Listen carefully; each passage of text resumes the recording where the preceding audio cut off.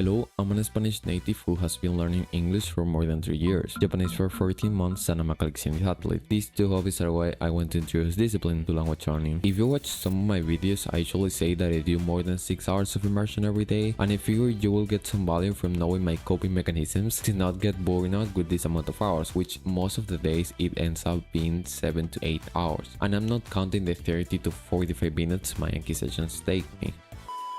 This video is for you if you have the time. Maybe you are one of those persons who always have an excuse to say that they don't have the time. Well, you're right, like you shouldn't be watching this video if you don't have the time, right? Although it's not really necessary to have like 6 hours to the immersion, like you can do just 3 hours and apply the same things I'm saying in this video. It's just that you need to have in mind that if you do less, you will get less.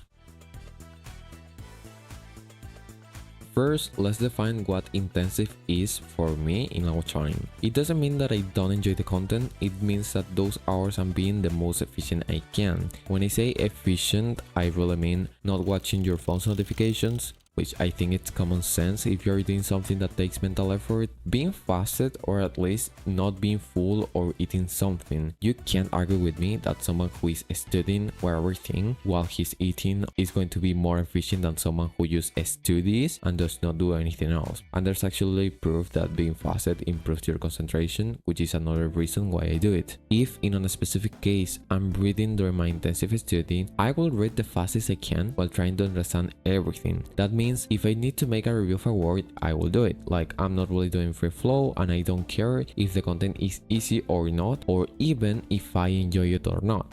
After hearing this, I know you will probably say something like, bro, but that's not maintainable. Yes, here you're actually right, but we will get to that in like 2 minutes, so bear with me first. The key point here is that I do my more mental training studies when I have more mental bandwidth. So if I'm saying I do it while I'm fasted, it means I do it at the morning, right? That is the time at which most people have their brain functioning, and you probably will have yours working as well. But I've also heard that there's people who can work perfectly at night, so just pick a time in which you know your brain works, and you know as well that people are not going to interrupt you. What I do specifically is 2 hours of reading with 1 hour of anime or Japanese drama to get breaks from those 2 hours of reading, because it's really mentally tiring.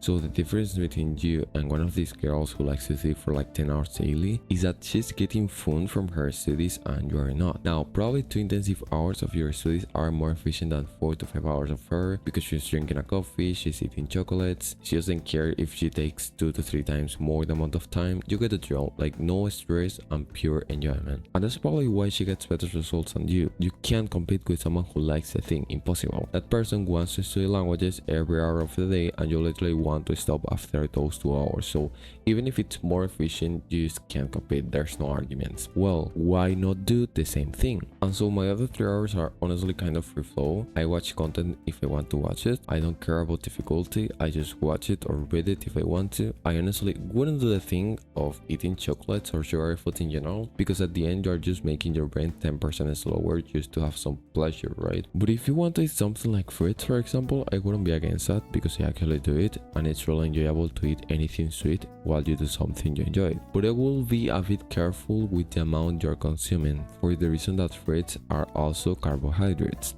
Yes, they are more healthy, but they can make your brain a bit slower if you're sensible to them, so you should have that in mind. I will say that if you eat less than 100 to 200 grams of fruit, you don't really have to care about it, but I will really recommend to check if you're sensible or not to carbohydrates. So that's it for the video. Be sure to give me a like and subscribe to my channel if you want to have more discipline, language learning friends. Thank you very much.